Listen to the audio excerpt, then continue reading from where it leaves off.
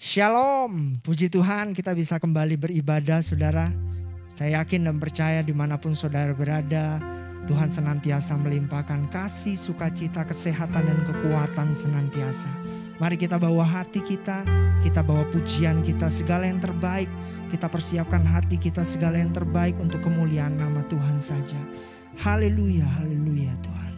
Terima kasih Yesus.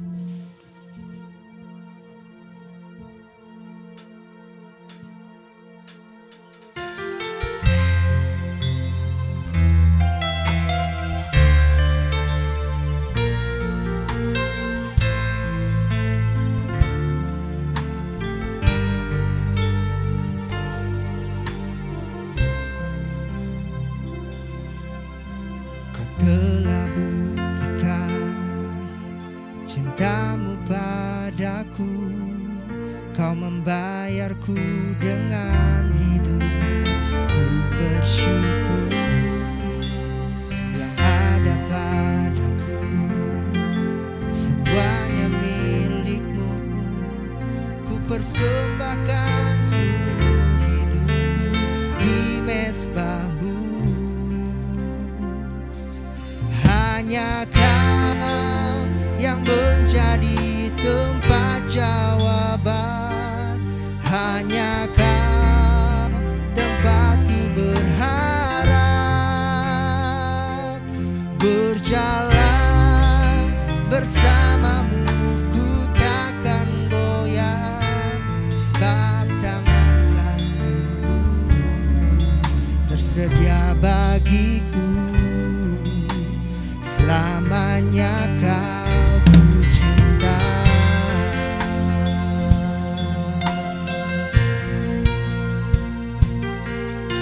Kau telah buktikan cintamu padaku, kau membayarku dengan hidupmu. Ku bersyukur yang ada padaku, semuanya milikmu. Ku persembahkan seluruh hidupku di mezbahmu. Hanya Kau yang menjadi tempat jawaban. Hanya Kau tempatku berharap. Berjalan bersamamu ku takkan goyah, sebab tangan kasih-Mu tersedia bagiku. Selamanya Kau ku cinta. Hanya Kau yang menjadi tempat jawaban. Hanya Kau tempatku berharap. Berjalan bersamamu ku takkan goyah, sebab tangan kasih-Mu tersedia bagiku. Selamanya Kau. Oh, hanya Kau yang menjadi tempat jawaban. Hanya Kau tempatku berharap. Berjalan bersamamu ku takkan goyah, sebab tangan kasih-Mu tersedia bagiku. Selamanya Kau ku cinta. Selamanya Kau ku cinta. Oh, selamanya Kau ku cinta.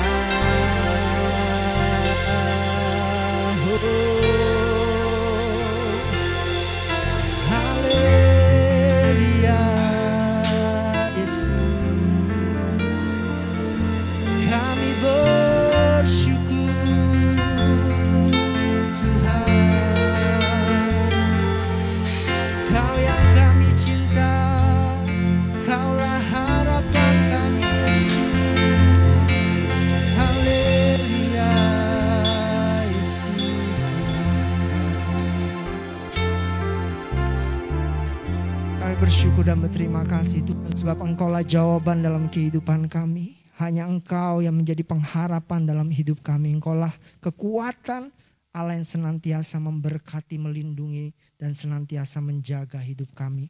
Kami bawa pujian kami Tuhan, kami bawa sorak-sorai kami. Segala yang terbaik hanya bagi-Mu. Di dalam nama Tuhan Yesus Kristus kami bersyukur dan kami berdoa. Haleluya. Amin. Sebab kita memiliki Allah yang luar biasa. Dia yang membebaskan kita dari segala belenggu, segala kutuk. Sebab Tuhan Yesus sungguh luar biasa. Amin saudara. Terima kasih. Ayo.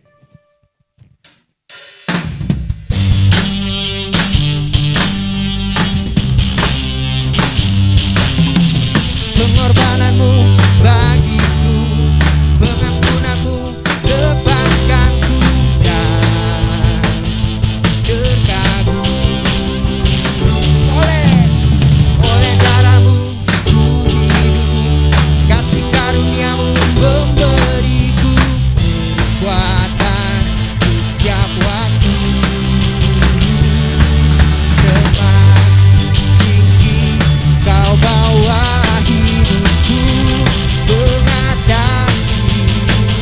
segalanya, tak lagi hidup dalam Tuhan, anugerah bebaskanku.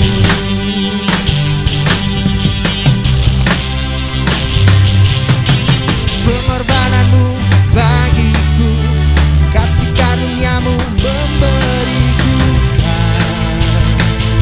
terkagum. Oleh darahmu ku hidup, kasih karuniamu memberiku kekuatan di setiap waktu. Semakin tinggi kau bawa hidupku, mengatasi segalanya.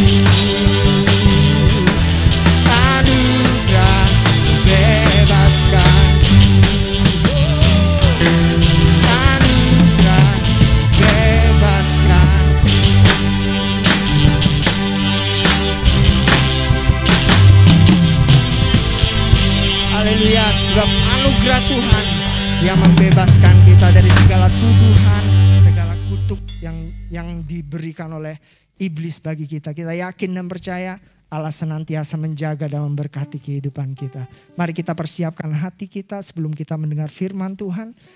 Mari kita bawa hati kita persiapkan hidup kita di hadapan Tuhan. Kita bawa hati yang terbaik di hadapan Tuhan. Sebab Dia Allah yang tahu, Dialah penolong dalam kehidupan kita.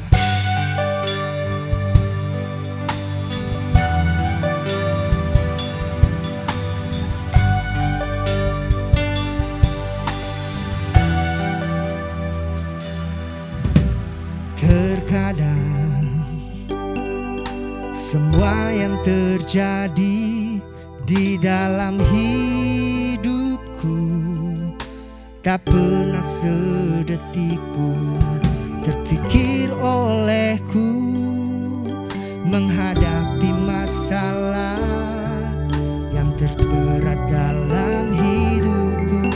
Hampir ku putus asa, hilang pengharapan. Kau penolongku di dalam kesesakan,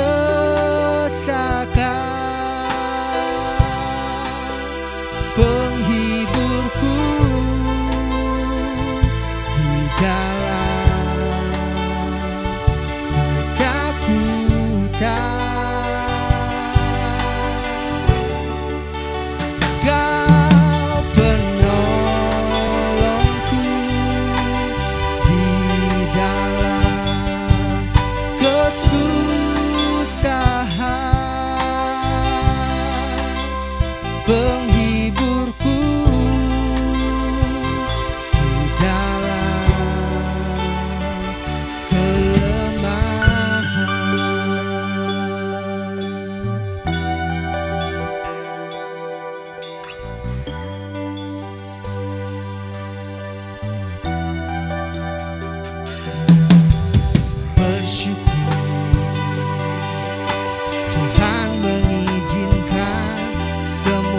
persoalan yang terjadi untuk hatiku, namun yang ku percaya Tuhan turut bekerja untuk mendatangkan kebaikannya.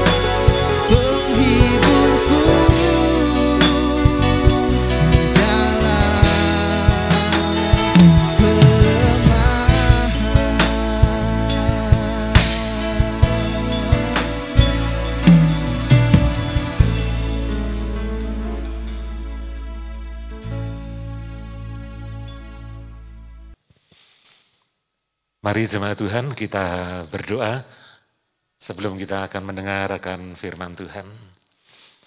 Hari ini kami bersyukur Tuhan untuk kasih-Mu, Engkau memberi kesempatan yang indah bagi kami semua untuk kami datang kepada Engkau Tuhan untuk mendengarkan firman-Mu.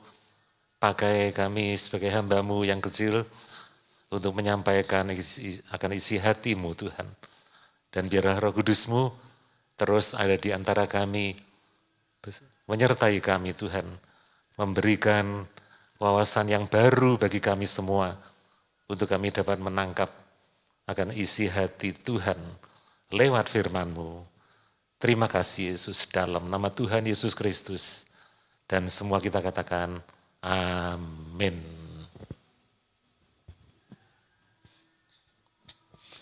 Ya, shalom Bapak Ibu sekalian. Ya, senang sekali saya bisa bertemu dengan Bapak Ibu sekalian walaupun kita masih ada di rumah, kita masih online, tapi ini tidak masalah. Dimanapun kita berada, percayalah saat kita datang kepada Tuhan, maka Tuhan yang sama itu akan menyertai kita, akan bersama dengan kita. Terima kasih untuk waktu yang indah yang Tuhan berikan bagi kita semua. Ya, ya saya tertarik sekali akan mengambil satu tema yang mungkin jarang kita dengarkan. Ya, tema firman Tuhan ini adalah karunia untuk menderita. Karunia untuk menderita. Ya, banyak sekali firman Tuhan yang kita dengar bahwa kita itu diberkati oleh Tuhan, kita mendapatkan karunia untuk berbuat baik, untuk berbuat sesuatu yang indah, dan kemudian Tuhan memberkati kita, Tuhan menjaga kita, melindungi kita, dan sebagainya. Ya, semua itu baik dan tidak salah, tetapi hari ini mungkin agak berbeda ya, yaitu karunia untuk menderita bagi kita, orang-orang yang percaya. Coba saudara perhatikan akan firman Tuhan ini, dan saya percaya kita akan mendapatkan berkat yang baik sekali, yang indah bagi kita semua. Ya, seperti orang tua itu mengajar anaknya bukan enak terus, tidak. Tapi anak itu juga perlu diajar untuk mereka dewasa, untuk mereka juga tahu seperti apa susahnya orang tua. Dan seperti apa dia juga harus menerima akan sesuatu yang tidak mengenakkan. Ya, contohnya misalnya dia ke sekolah. Kadang-kadang anak itu malas sekolah ya, tidur lagi enak-enaknya, kemudian papa mama membangunkan dia, ayo bangun, sekarang waktunya, siapkan diri untuk sekolah. Ya, mereka kadang-kadang dengan susah, dengan ya cemerut, enak tidur, harus bangun seperti ini. Nah, kita tahu bahwa orang tua itu selalu ingin anaknya untuk maju, untuk dewasa, walaupun mereka harus melewati keadaan yang tidak enak, menyusahkan, menderita, ya, tidur lebih enak, tetapi dia harus bangun. Nah, tanda bahwa orang tua pun juga mempunyai inisiatif untuk mereka mengerti, mengetahui bagaimana berjuang, dan bagaimana kita juga harus masuk di dalam satu fase ya, pelajaran yang indah, dan mereka juga, anak-anak juga harus ya bukan menderita untuk selama-lamanya, tidak, tapi mengerti apakah penderitaan itu, apakah perjuangan hidup itu. Nah, Bapak Ibu sekalian, demikian juga saya ingin jemaat Tuhan yang ada di Batu Karang ini, kita semua akan mempelajari bagaimana Paulus menulis suatu kisah, dan saat ini kita pun juga akan mengikuti bagaimana rencana Tuhan di dalam setiap pribadi kita. Saya akan bacakan di dalam kitab Paulus yang ditujukan kepada jemaat di Filipi. Filipi 1 ayatnya yang ke-29. Ya, saya bacakan. Sebab kepadamu dikaruniakan bukan saja untuk percaya kepada Kristus, melainkan juga untuk menderita untuk Dia. Sekali lagi yang terakhir, melainkan juga untuk menderita untuk Dia. Untuk siapa? Untuk Kristus, untuk Tuhan. Kita pun juga harus bisa dan mau mendapatkan ya karunia penderitaan ini. Ya, saya percaya Tuhan itu tahu batasnya. Tuhan itu tidak seperti ya orang yang kejam untuk menghukum, tidak. Tapi Dia tahu batas-batasnya. Dan mari kita akan melihat bersama saat ini seperti apa ya Paulus mengajar kepada jemaat di Filipi itu, penderitaan-penderitaan seperti apa sih yang harus kita saat ini juga alami. Ya, yang pertama, menderita sebagai prajurit. Menderita sebagai prajurit. Saya ingin mengambil satu perikop dari pengajaran Paulus kepada Timotius. Ya. Kita buka di dalam 2 Timotius 2 ayat 2 dan 4. 2 Timotius 2 ayat 2, ayat 3 dan 4. Saya bacakan. Ayat 3, ikutlah menderita sebagai seorang prajurit yang baik dari Kristus Yesus. 4, seorang prajurit yang sedang berjuang tidak memusingkan dirinya dengan soal-soal penghidupannya, supaya dengan demikian ia, prajurit itu, berkenan kepada komandannya. Nah, lihat jemaat Tuhan, firman Tuhan mengatakan bahwa kita itu seperti prajurit. Ya, nanti ada 3, ada prajurit, ada seperti olahragawan, ada penderitaan seperti petani. Ya, nanti kita akan belajar. Yang pertama adalah sebagai prajurit. Nah, prajurit kalau saudara melihat, kita lihat tentara, TNI, bagaimana tugas mereka, kadang pagi, kadang sore, kadang malam, kadang tengah malam, mereka harus keluar, mereka harus meninggalkan ya anak-anaknya, istrinya, walaupun mereka dalam keadaan yang santai pada saat itu selesai tugasnya, tapi saat pemerintah negara menginginkan, maka mereka harus cepat-cepat untuk meninggalkan semuanya itu. Artinya apa? Artinya mereka mengasihi akan tugasnya. Mengasihi akan tugasnya. Nah, saya melihat, ya demikian juga yang ada di gereja kita. Banyak di gereja kita ada pemain musik, ada WL, singer, ya, ada asyir, ya di mana-mana pelayan-pelayan Tuhan, ya terlebih juga dari gereja anak, ada pembina, itu luar biasa, pendoa, itu mereka adalah orang-orang yang memiliki tugas dan mereka dengan setianya, ya mereka itu seperti prajurit untuk selalu siap untuk melayani Tuhan, untuk mendoakan jemaat, untuk datang ke dalam ibadah pada saat kita masih boleh beribadah seperti yang lalu-lalu. Mereka selalu ya dengan rela hati datang untuk mempersembahkan akan hidupnya untuk melayani Tuhan. Dan Tuhan tahu, Tuhan mencatat semuanya itu. Ya, saya percaya dengan demikian juga dengan Bapak Ibu yang ada di rumah. Tuhan telah memberkati Anda satu keluarga, satu pekerjaan, di mana Bapak Ibu dengan tekun mengajar anak, mendidik mereka, bekerja dengan tekun. Ini merupakan satu tugas yang Tuhan berikan ya bagi kita semua, dan kita harus menyelesaikannya. Ya seperti ayat yang telah saya bacakan tadi, ikutlah menderita sebagai seorang prajurit yang baik, ya prajurit yang baik dari Kristus Yesus.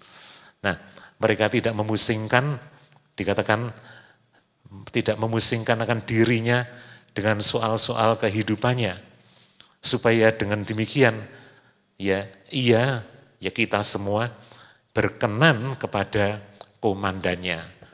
Ya, saya percaya komandan kita adalah Yesus Kristus Tuhan. Dia Maha tahu, Dia melihat kesetiaan saudara, melihat pelayanan saudara. Saat kita melayani dengan sungguh-sungguh, dengan senang hati, maka saudara dicatat, inilah ya prajuritku, kata Yesus, dan aku tidak akan lupa, aku akan memberkati dia. Nah Bapak Ibu sekalian, yang pertama itu adalah karunia menderita sebagai prajurit. Yang kedua, adalah menderita seperti olahragawan. Olahragawan. Ya kita tahu semua olahraga itu mereka ingin selalu untuk menang ya, mendapatkan juara dan selalu menang. Tapi bagaimana untuk menang itu? Ya mereka tentu saja harus banyak latihan ya. Coba firman Tuhan apa yang ditulis untuk kita semua tentang olahraga ini, ayat di bawahnya, ayat yang kelima, saya bacakan 2 Timotius 2 ayat yang kelima. Seorang olahragawan hanya dapat memperoleh mahkota sebagai juara apabila ia bertanding menurut peraturan-peraturan olahraga. Ya. Apabila ia bertanding menurut peraturan-peraturan olahraga. Nah, artinya apa? Artinya olahragawan itu juga harus ya sebelum bertanding mereka tentu saja berlatih. Mereka harus disiplin. Artinya ya banyak latihan. Bagaimana olahragawan itu misalnya badminton. Mereka tidak pernah berlatih, ya tidak bisa, tidak akan mendapatkan juara. Nah, latihan itu penting. Nah, artinya harus ada kedisiplinan. Ya kedisiplinan bagi kita semua juga orang-orang yang melayani Tuhan, ya yang saya sebutkan tadi pelayan-pelayan Tuhan, mereka harus disiplin. Sebelum jam 5 kita harus sampai di gereja. Kalau ada kebaktian, ya mereka tidak santai saja, aku datang lebih 10 menit.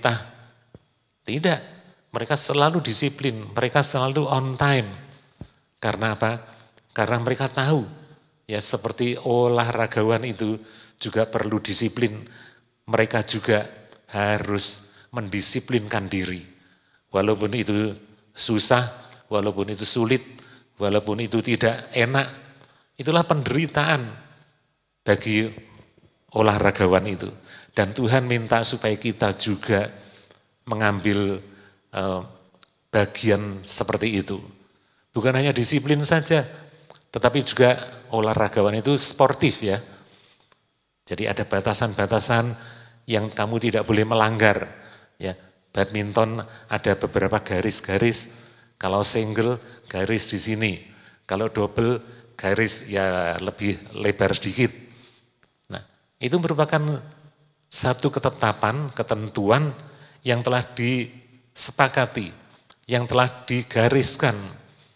Nah, demikian juga kita juga dalam pelayanan Tuhan, kita perlu sportif ya. Saat kita ya kadang-kadang di dalam pelayanan itu kita perlu menggantikan akan rekan kita yang repot hari itu tidak bisa datang. Ya kita dengan rela kita mau untuk menggantikan jadwal mereka. Ya, tetapi ya tidak meremehkan orang itu kemudian minggu depan aku tidak bisa lagi, aku minta yang lain. Aku punya teman banyak, A, B, C, D, E. Ya, aku punya cadangan teman 4. Aku bisa off 4 minggu berturut-turut. Ya, tidak bisa seperti itu. Ya, tandanya orang itu tidak punya sportif, ya, tidak sportif dan tidak disiplin. Ya, saya percaya firman Tuhan ini hidup. Kita diinginkan oleh Tuhan kita seperti olahragawan. Jadi kita tidak bisa melanggar seenaknya saja. Ya, dalam hidup ini banyak sekali Tuhan telah meletakkan rambu-rambu bagi kita semua. Jangan kita langgar. Ya, jangan kita langgar rambu-rambu kehidupan kita dalam keluarga, dalam bisnis kita, dalam kesehatan kita pun juga ada batasan-batasannya. Ya seperti hari-hari ini kita harus pakai masker, harus jaga jarak, harus banyak cuci tangan. Ya ini merupakan satu disiplin yang baru, peraturan yang baru. Jangan saudara melanggarnya, ya. Tetapi kita tetap menjalankan apa yang telah ditetapkan. Ya, saya percaya hidup kita Tuhan yang akan memberkatinya. Ya, walaupun kita sepertinya disiplin ini repot, disiplin ini menderita, ya harus pakai macam-macam seperti ini. Tapi saat kita taat, ya, maka Tuhanlah yang akan memberi kekuatan bagi kita semua. Nah, Bapak Ibu sekalian, poin yang ketiga adalah menderita seperti petani. Menderita seperti petani. Ya, kita akan melihat bagaimana petani itu bukan menebar benih kemudian tidur, santai 1 minggu baru datang, tidak. Coba, saya akan bacakan di ayatnya yang di bawahnya, ayat yang ke-6, 2 Timotius 2 ayat yang ke-6, dikatakan seorang petani yang bekerja keras haruslah yang pertama menikmati hasil usahanya. Ya, yang atas adalah kerja keras, saudara garis bawahi. Seorang petani yang bekerja keras, jadi petani itu tidak santai ya. Petani itu begitu menabur benih, ditunggu beberapa saat, benih itu muncul, maka dia harus memperhatikannya. Mereka harus menjaganya dari hama yang ada, dari mungkin kutu dan lain-lain sebagainya. Nah, itulah yang harus dilakukan oleh seorang petani itu. Mereka bekerja keras. Ya, saya dengar kadang-kadang ada tanaman tertentu kalau sudah hujan, wah, petani itu malam-malam pun itu harus pergi ke ladang itu, ya mungkin untuk menutup benih-benih yang masih kecil itu dari air hujan yang turun, ya, dan macam-macam. Ada juga yang harus besok paginya itu harus diberi seperti kapur, ya, supaya tanaman itu tidak mati, supaya tanahnya itu tetap sehat, tidak kemudian pH-nya itu terlalu tinggi, terlalu rendah. Dan itulah kerja keras seorang petani. Tetapi firman Tuhan mengatakan di sini, ya mereka yang bekerja keras itu akan memakan hasilnya. Nah, ini merupakan satu keseimbangan, ya. Tuhan mengatakan di sini, ya, saya ulang lagi baca ayat yang ke-6, seorang petani yang bekerja keras haruslah yang pertama menikmati hasil usahanya. Ya tentu saja, Bapak Ibu sekalian, saat petani itu menanam tomat, ya katakan, tentu saja hasil yang pertama itu dia yang menikmati lebih dahulu, keluarganya yang menikmati, ya. Dia yang mencicipi lebih dahulu, wah tomatku ini manis, tandanya bahwa benih ini benih yang baik, ya. Dan aku akan menanam lagi pada musim yang akan datang. Nah, Bapak Ibu sekalian, kerja keras seorang petani itu bagaimana? Ya, dia perlu kesabaran, ya. Dia tidak bisa cepat-cepat supaya tumbuh, ayo cepat-cepat supaya ya tanamannya itu besar, cepat berbuah, tidak bisa. Mereka tahu siklusnya, mereka tahu saat-saatnya, dan ketekunan itu penting. Kesabaran itu penting bagi seorang petani. Nah demikian juga kita semua jemaat Tuhan.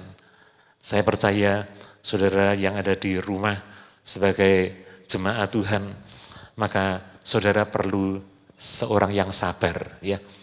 Dalam keluarga sabar kepada orang tua. Ya, orang tua mungkin ingin mendidik anak-anak dengan baik, dengan cepat, dengan keras mungkin. Sepertinya kita menderita, tapi anak-anak harus tahu, ya didikan ini penting. Aku tidak mendapatkan didikan orang tuaku di sekolah. Aku tidak mendapatkan didikan orang tuaku di pergaulanku. Tapi didikan orang tuaku ini adalah didikan yang luar biasa. Yang aku harus taat. Aku harus memegang teguh. Karena apa? Karena orang tuaku ini menanam ya di dalam hidupku sesuatu yang suatu saat akan aku panen. Suatu saat aku akan mendapatkan hasilnya. Nah, Bapak Ibu sekalian, saya percaya kita semua di tempat ini juga ya saat Tuhan mungkin sedang memberikan pelajaran yang baru bagi kita.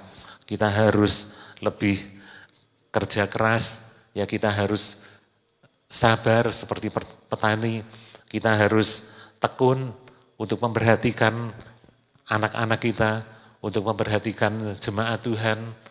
Ya, sepertinya itu memakan waktu, sepertinya itu kita repot, kita ribet, ya sepertinya kita menderita.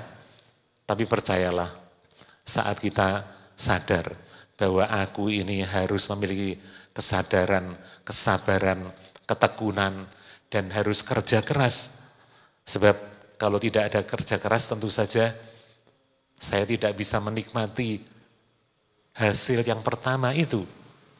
Nah, Bapak Ibu sekalian, saya percaya seorang petani yang baik itu dia melakukan yang terbaik.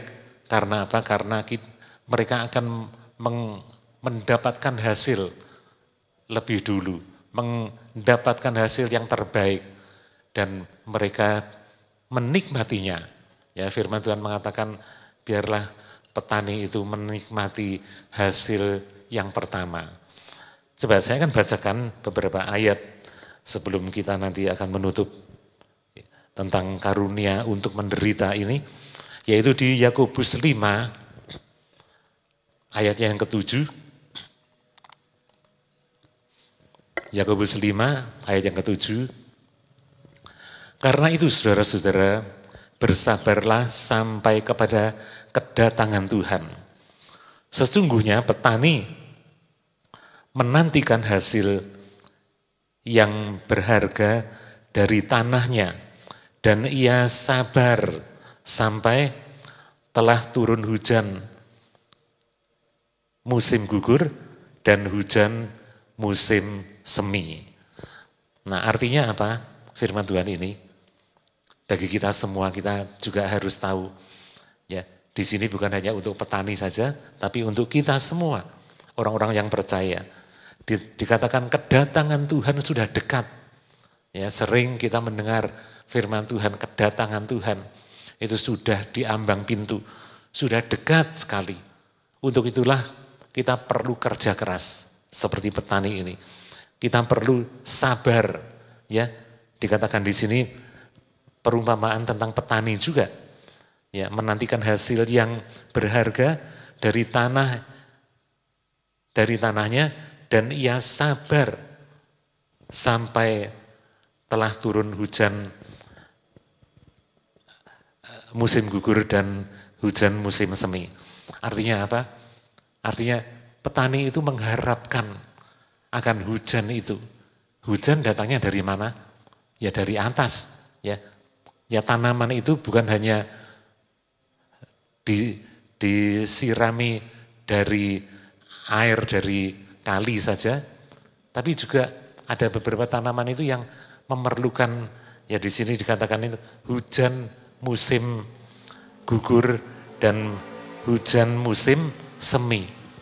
Ya, kita kebetulan kita di daerah tropis, ya tapi kalau di daerah dingin sana yang 4 musim itu mereka mengharapkan hujan yang paling utama.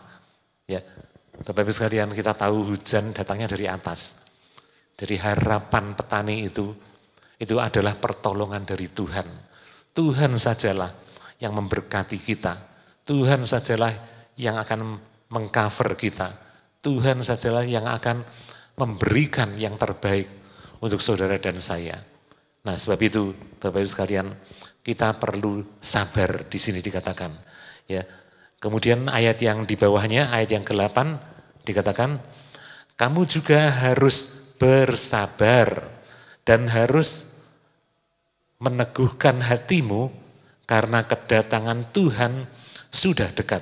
Lihat Bapak Ibu sekalian, diulangi lagi, kedatangan Tuhan sudah dekat. Tadi ayat 7 dikatakan kedatangan Tuhan dekat, sekarang lagi, diulang lagi. Nah, sebab itu firman Tuhan mengatakan, kamu juga harus bersabar. Dikatakan di sini ya. Jadi artinya hati kita yang harus kita jaga. Ya, teguhkanlah hatimu. Kita harus menjaga hati untuk terus memiliki akan iman yang kuat. Iman yang teguh yang kita simpan dalam hati kita. Ya, iman tidak kelihatan, iman yang ada dalam hati kita itulah yang menilai Tuhan. Dan Tuhan sendiri tahu bagaimana iman kita. Apakah sudah luntur, apakah masih kuat? Bapak Ibu sekalian, Tuhan ingin ya kita perlu menjaga hati kita. Jangan sampai iman kita itu lari kepada kepercayaan yang lain. Tuhan tidak menghendakinya. Dan kita akan menjadi orang yang rugi besar saat kita sudah mengikut Yesus dalam keadaan yang ya sempit. Kemudian kita mengambil satu tawaran-tawaran dunia. Kemudian kita melepaskan iman kita demi finansial, demi mungkin kesehatan. Kita percaya kepada ilah-ilah yang lain. Saudara, kita akan rugi. Tetap pegang teguh kepada iman kita kepada Tuhan. Ya, jangan kemudian kita percaya kepada dukun-dukun lain sebagainya. Walaupun kita harus mengalami katakanlah sakit yang sangat mengkhawatirkan. Jangan kemudian ada minuman dari dukun ini, saudara minum. Saudara jangan. Bapak Ibu sekalian, ya saya katakan, dulu pernah saya katakan, ya cara mati itu tidak menentukan kita masuk ke surga. Tetapi cara hidup kitalah itu yang menentukan kita masuk ke surga atau ke yang lainnya.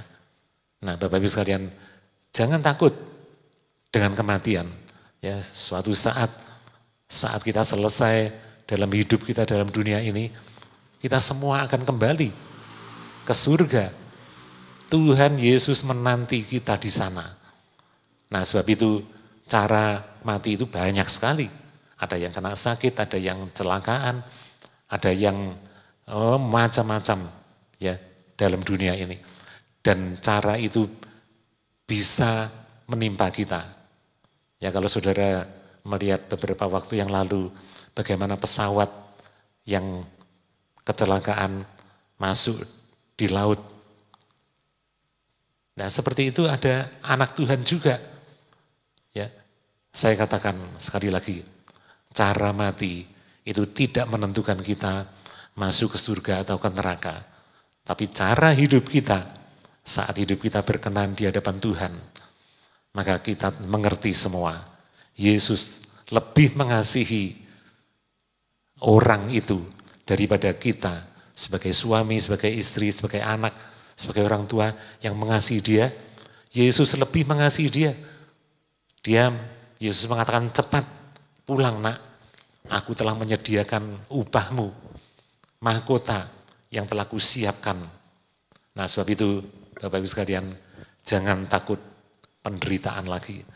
Saya selesaikan ayat yang ke-9. Ayat ke-9, saudara-saudara janganlah kamu bersungut-sungut dan saling menyalahkan, supaya kamu jangan dihukum. Sesungguhnya hakim telah berdiri di ambang pintu. Artinya apa? Hakim berdiri di ambang pintu, Yesus segera datang. Sebab itu kita jangan sungut-sungut. Dikatakan jangan sungut-sungut dan ya persungutan itu adalah kita tidak tidak setuju dengan apa yang Tuhan berikan kepada kita. Ya, mungkin penderitaan, maka kita banyak ngomel, banyak bersungut-sungut. Ya, seperti bangsa Israel, kita tahu bangsa Israel tidak sampai masuk ya ke dalam tanah perjanjian angkatan-angkatan yang tua itu. Karena apa? Karena mereka banyak mengomel, banyak persungutan. Ya, dikatakan di sini, saudara-saudara, janganlah kamu bersungut-sungut dan saling mempersalahkan. Ya, saya katakan bersungut-sungut itu dengan Tuhan kita selalu komplain, kita selalu selalu mengomel. Tetapi dengan manusia, dengan sesama kita yang di bawahnya dikatakan jangan mempersalahkan. Artinya aku yang benar, kamu salah, dia salah. Ya, orang itu tidak pernah melihat kesalahannya juga ada bagian dia yang melakukan. Nah, Bapak Ibu sekalian, karena apa? Karena kedatangan Tuhan sudah dekat. Ya, Tuhan melihat keadaan kita, keadaan saudara dan saya. Sebab itu saudara jangan banyak terus mengomel kepada Tuhan, membanding-bandingkan, aku kok tidak seperti orang itu. Mereka, Tuhan memberkati, aku dalam kekurangan. Bapak Ibu sekalian, saudara tidak mengetahui orang itu juga mempunyai satu pergumulan dalam hidupnya. Saudara lebih baik jaga mulut, jaga hati, jangan bersungut-sungut. Firman Tuhan mengatakan, ya sebab Tuhan yang akan mengadili kita. Lihat Bapak Ibu sekalian, saat kita bisa menahan hati dan mulut kita untuk tidak bersungut-sungut, tidak mengomel, maka Tuhan melihat hati kita berkenan di hadapannya. Bukan hanya bersungut-sungut saja, tapi mempersalahkan. Artinya ya dengan sesama kita selalu menyalahkan dia. Kita selalu mencari gara-gara. Jangan ya, mulai hari ini kita stop. Kita memang perlu memperoleh karunia untuk menderita. Ya, aku sadar, aku harus menderita untuk Tuhan. Sebagai petani, aku harus kerja keras. Seperti olahragawan, aku harus menjaga kedisiplinan. Aku harus sportif. Ya, seperti prajurit, aku harus mengutamakan tugasku. Aku menyelesaikannya, walaupun aku harus menderita untuk sementara. Tapi Tuhan mengetahui batas dan Dia akan memberi apa yang kita perlukan. Dia akan mengangkat semua penderitaan kita, menggantikan dengan satu hasil buah yang dapat kita nikmati. Seperti petani itu, menikmati akan berkat yang pertama. Saya percaya jemaat Tuhan juga Tuhan memberikan ya yang indah bagi kita semua. Lihat, Tuhan Yesus juga dia masuk dalam penderitaan. Tapi akhirnya dia menuai akan jiwa-jiwa miliaran di dalam dunia ini. Dia telah menyediakan tubuh dan darahnya yang sebentar kita akan menikmatinya. Dan kita tahu penderitaan Yesus itu tidak terus menderita terus, tapi ada kebangkitan. Demikian juga kita semua. Yang percaya kepada Dia, kita juga harus ada kebangkitan sesuai dengan timingnya Tuhan. Amin. Saudara bisa mempersiapkan akan roti dan anggur.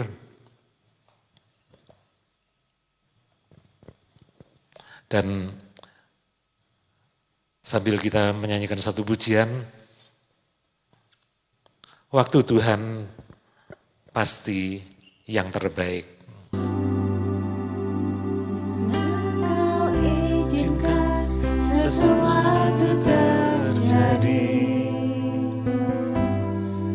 ku percaya semua untuk kebaikanku. Bila nanti telah tiba waktuku, ku percaya kuasa-Mu memulihkan hidup.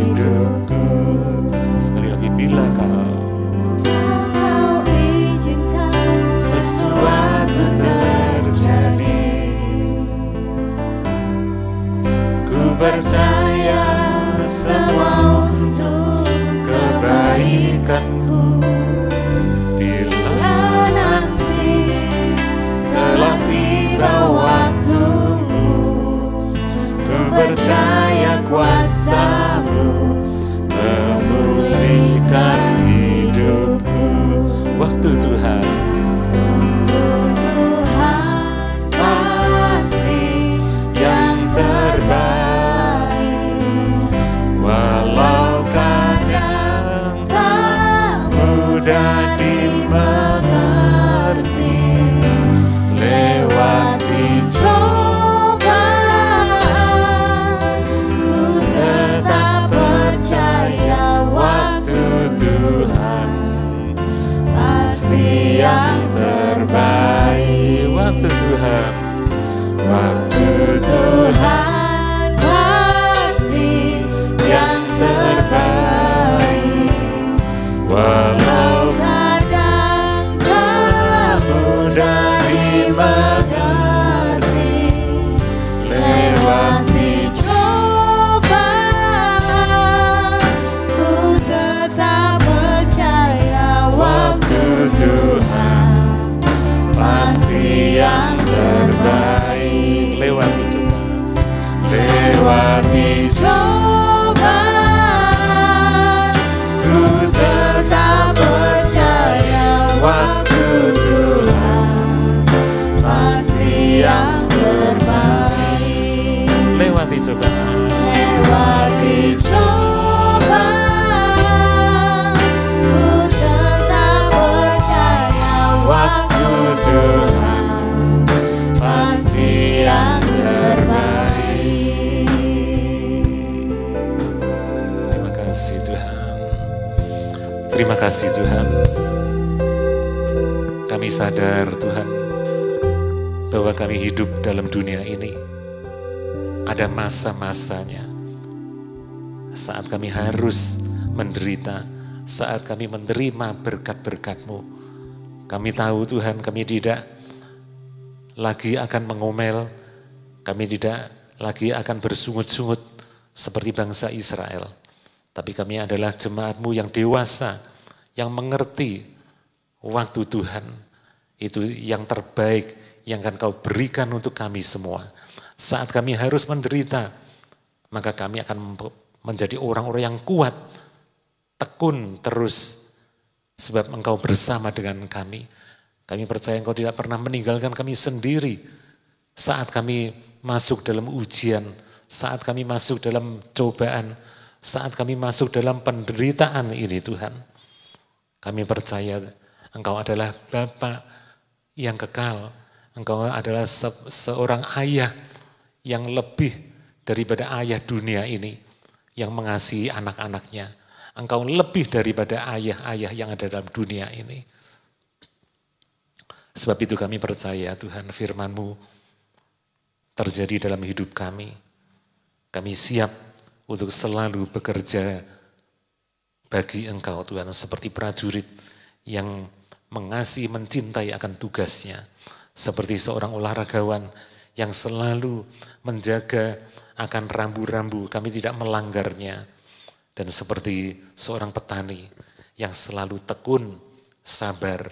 Terima kasih Yesus. Terima kasih. Kami bersyukur saat ini Engkau telah menyediakan roti dan anggur.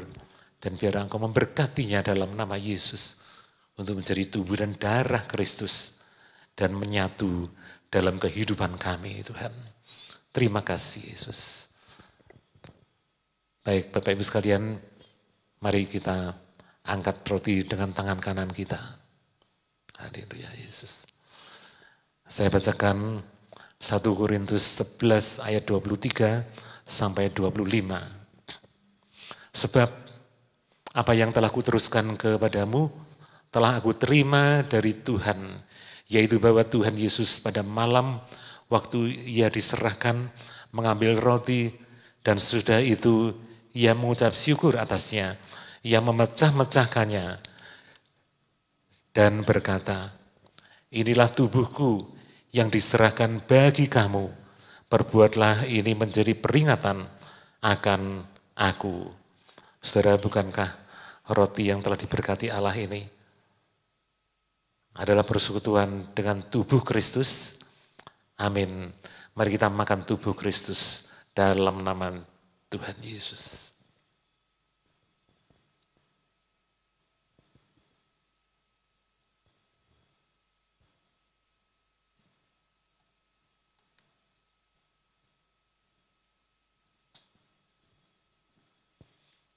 Terima kasih Tuhan. Terima kasih Yesus. Mari kita angkat cawan dengan tangan kanan kita. Ayat 25, demikian juga ia mengambil cawan sesudah makan lalu berkata, cawan ini adalah perjanjian baru yang dimeteraikan oleh darahku. Perbuatlah ini setiap kali kamu meminumnya menjadi peringatan akan aku. Bapak Ibu sekalian, bukankah cawan yang telah Tuhan berkati adalah persekutuan dengan darah Kristus? Haleluya. Mari kita minum darah Kristus dalam nama Yesus Tuhan.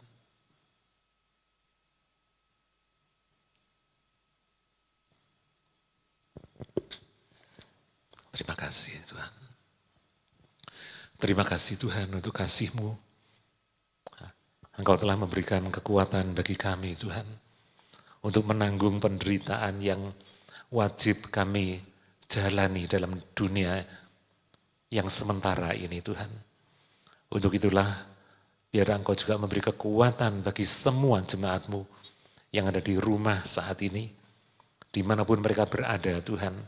Mereka tidak kecewa, mereka tidak patah semangat, tapi mereka tetap memiliki iman yang teguh, iman yang berkobar-kobar, sebab melihat Yesus pemimpin iman kami. Terima kasih Yesus, terima kasih.